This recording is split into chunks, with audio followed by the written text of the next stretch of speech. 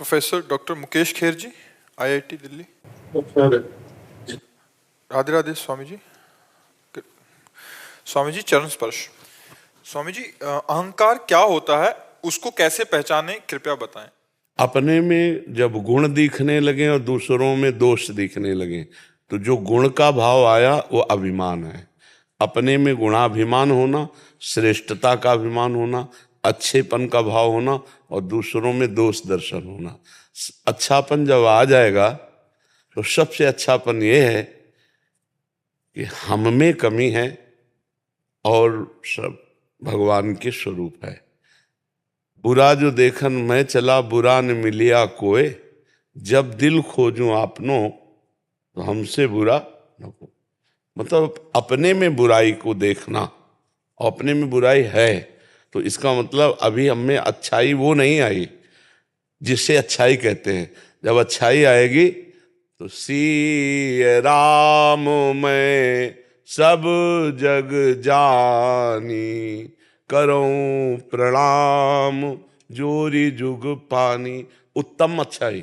और इससे थोड़ा नीचे जब आएंगे हम तो दूसरा दोहा है, तेरे भावे जो करे भलो बुरो संसार, नारायण तू बैठ के अपनो भवन बुहार। अपने काम क्रोध लोभ मोह मद मत्सर आदि का त्याग करके निर्विकार सच्चिदानंद भगवत स्वरूप हम है, इसका अनुभव हो जाना। तो जब अपने में गुण भाव आवे और दूसरे में दोष भाव आवे तब समझ लेना चाहिए इस समय हमारी अहंकार की दशा है। हर समय नहीं रहती। जैसे काम है, क्रोध है, लोभ है, तो मद है, ये हर समय नहीं रहते। भगवान ने कहा है कि आगमा पाइनो अनित्यास्तास्ति तिक्षस्व भारत, मात्रा स्पर्शास्तु कौन्तेय शीतोष्ण सुख दुखदा आगमा पाइनो। ये आने जाने वाले हैं। एक कभी अहंकार का वेग होता है, कभी काम का वेग होता है, कभी क्रोध का वेग होता है, कभी मोह का वेग, कभी ईर्ष्या का। तो इस तरह के जो वेग हमारे अंदर आते हैं, अगर हम ज्ञान मार्ग से थोड़ा देखें तो हम इनका समन कर सकते हैं, क्योंकि ये मेरे में नहीं आते, ये अंतःकरण में आते हैं। और अंतःकरण के हम जानने वाले हैं, तो हमारे में तो कभी कोई विकार आ ही नहीं सकता है।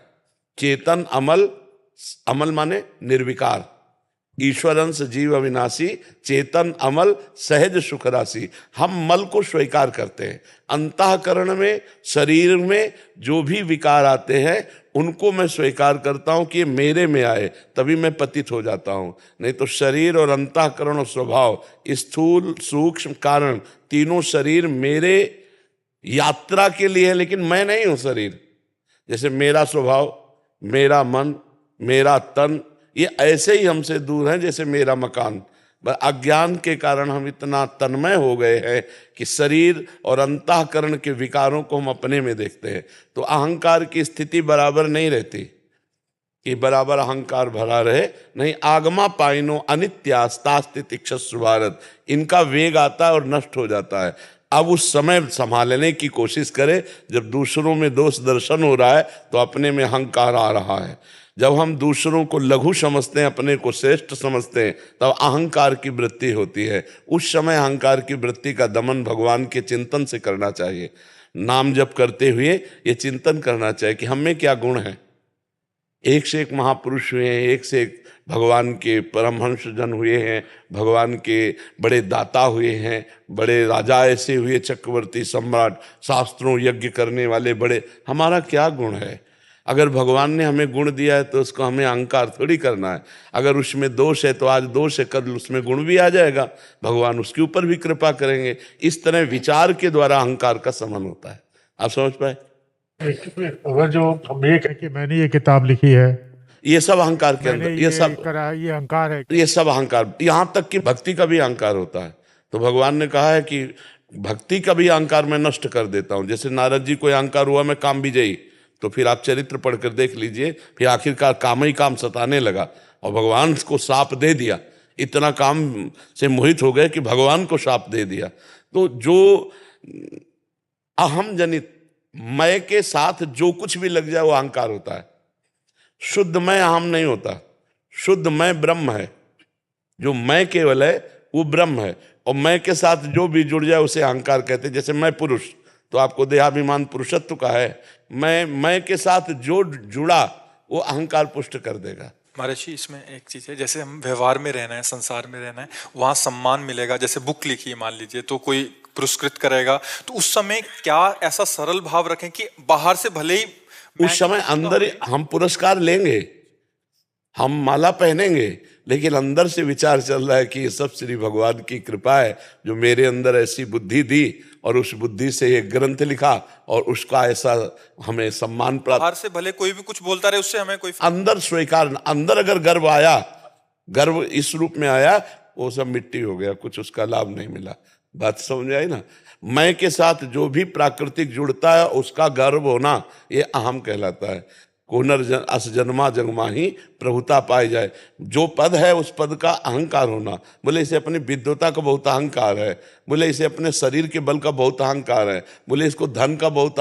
मैं के साथ जो जुड़ा, विद्या रूप महत्व कुल धन यौवन अभिमान, ये 6 चीजें अभिमान के लिए बहुत पुष्ट करती है।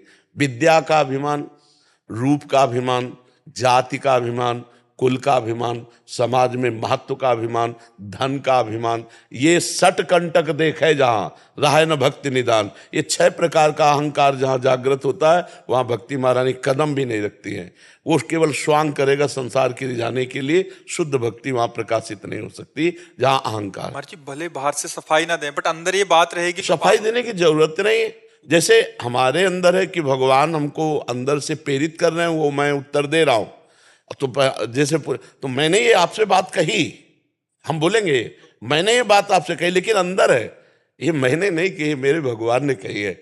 अब हम ऊपर से कह रहे हैं कि ये बात भगवान ने कही है, और अंदर ठसक है कि मेरा जलवा है। वो अंदर के देवर्षि नारद जी ने भी यही कहा भगवान से कि आपकी कृपा से मैं काम पर विजय प्राप्त की, लेकिन भगवान ने देखा शब्द बनावटी, अंदर से अहम है कि काम विजयी हूं, बात बिगड़ गई, बात बिगड़ गई। और ऊपर से भले कह दो काम विजयी हूं, अंदर से कि मेरे भगवान ने मुझे विजय दिलाई, कुछ नहीं बिगड़ने वाला है। तो अहम का स्वरूप बड़ा सूक्ष्म है और वो भगवान के भजन से ही छीन होता है, ऐसे नहीं छीन होता है। मतलब इतना प्रबल अहंकार हो जाता है। एक बार बाणासुर अपनी 2 भुजाओं से ताली बजा रहा था, भगवान शिव तांडव कर रहे थे, तो भगवान ने देखा ताल पे ताल मिला के बजा रहा है, तो 1000 भुजाएं दे दी, शास्त्र बाहु दे दिया। बाणासुर के पास 1000 भुजाएं भगवान शिव ने दी। अब 1000 भुजाओं की चुलबुली जिस पर्वत पे मारे चूर कर दे, कोई योद्धा लड़ने वाला नहीं, तो अब अहंकार आ गया कि मेरे जैसा कोई वीर नहीं। तो भगवान शिव के पास जाके कहा, जगत गुरु आपके सिवा कोई हमारी भुजाओं की खुजलाहट नहीं मिटा सकता, आओ। तो हंस दिया, इसलिए हंस दिया कि हम ही ने तो पाला पोषा, बल दिया, और हम ही से भुजाएं ठोकरा है। बोले हमारे जैसे बलवान के द्वारा तुम्हारी भुजाओं की खुजलाहट मिटा दी जाएगी। तो जब उषा और अनिरुद्ध जी का प्रेम संबंध हुआ तो भगवान श्री कृष्ण ने चढ़ाई की और फिर सब भुजाएं सुदर्शन के द्वारा, तो जब 4 रह गई तो भगवान शिव आगे आके खड़े हो गए, बस। तो कहा प्रभु हम तो आपकी आज्ञा का पालन ही कर रहे हैं। तो अहम इतना प्रबल है कि अपने गुरुदेव से भी ताल ठोक सकता है, उन्हीं के द्वारा दी हुई विद्या से उन्हीं को नीचा दिखाने की कोशिश कर। अहम बहुत विचित्र है और बड़ा सूक्ष्म है, और अहम जिसके अंदर जागृत होता है वो जान नहीं पाता, वो वही जान पाता है जो भजन कर रहा है। भजन कर रहा है तो बीच में भजन आप बताता जाएगा कि इस समय आपके यहाँ अंदर अहंकार का वेग है, इस समय आपके अंदर काम का वेग है, इस समय आपके अंदर ईर्ष्या का वेग है। और भजन नहीं है तो बुद्धि मलिन होती है, वो निर्णय जल्दी नहीं कर पाती। हो सकता है वो बाद में निर्णय करे कि यार तुम्हें अहंकार था, तुम ऐसा बोल गए, वो बाद में लेकिन तत्काल निर्णय पवित्र बुद्धि करती है, और वो पवित्र बुद्धि होती ईश भजन सारथी सुजाना। भगवान का नाम जप करने से बुद्धि पवित्र हो जाती है और अहंकार भी गलित हो जाता है।